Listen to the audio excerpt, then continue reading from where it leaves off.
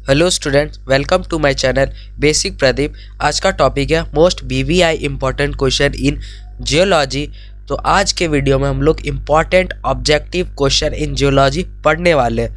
First of all मैं आप लोगों को बता देना चाहता हूँ कि मैं और भी सब्जेक्टिव क्वेश्चन भी लेके आऊँगा, तो मेरे चैनल को सब्सक्राइब कर ले और वीडियो ये अच्छी लगे तो लाइक करें और अपने फ्रेंड्स को भी शेयर करें। तो चलिए वीडियो का स्टार्ट करता हूँ मैं।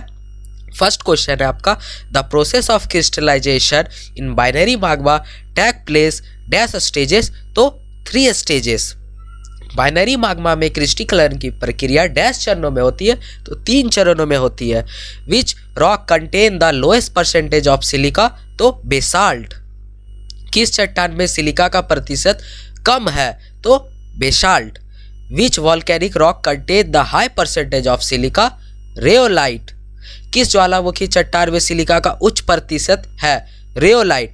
लोकोलिथ exhibits dash shapes plano convex. Laccolith dash आकार प्रदर्शित करता है? तो समतल उत्तल। Which one is the concordant igneous body. Shell.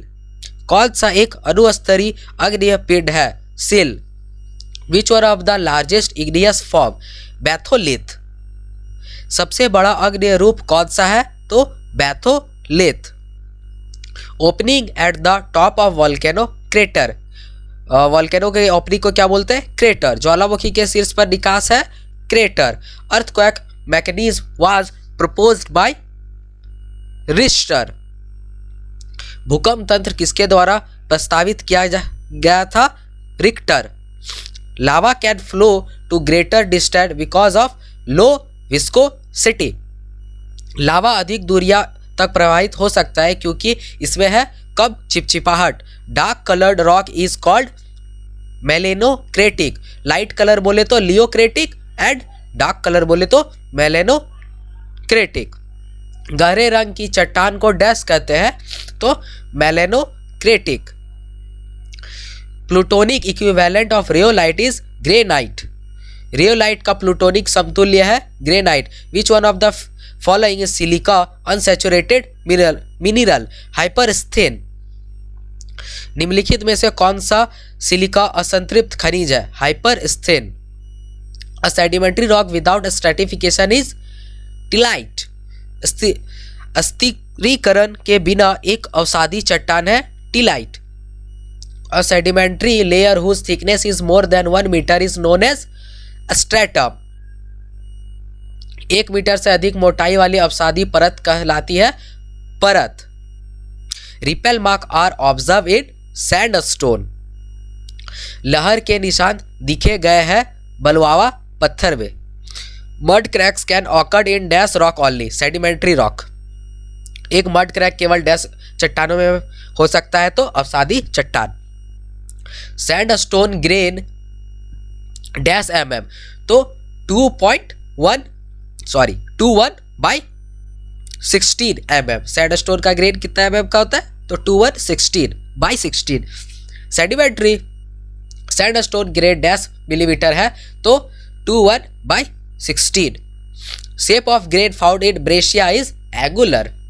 Brescia में पाए जाने वाला अनाज की आकृति क्या है? कोर्नेय। Residual deposits are assorted and well rounded. अवशिष्ट जमा है विस्तृत और अच्छी तरह गोल। The contact metamorphism involves the combined effect of pressure, temperature and chemical liquid. संपर्क क्रियांत्रक जिसमें संयुक्त प्रभाव शामिल है, दबाव, तापमान और रासायनिक तरल।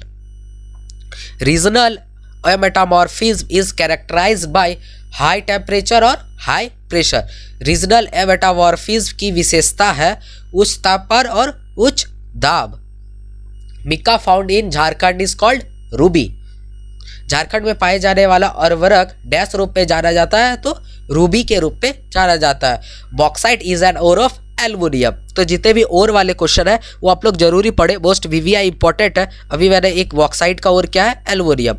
बॉक्साइट का डैश अयस्क क्या है? एल्युमिनियम। अयस्क वाले क्वेश्चन जरूरी पढ़ ले। Uranium deposit of Jharkhand in found is Jaduguda. Uranium deposit कहाँ पे झारखंड में पाया जाता है? तो जादूगोडा। झारखंड के यूरेनियम भंडार डैश में पाया जाता है? जादूगोडा।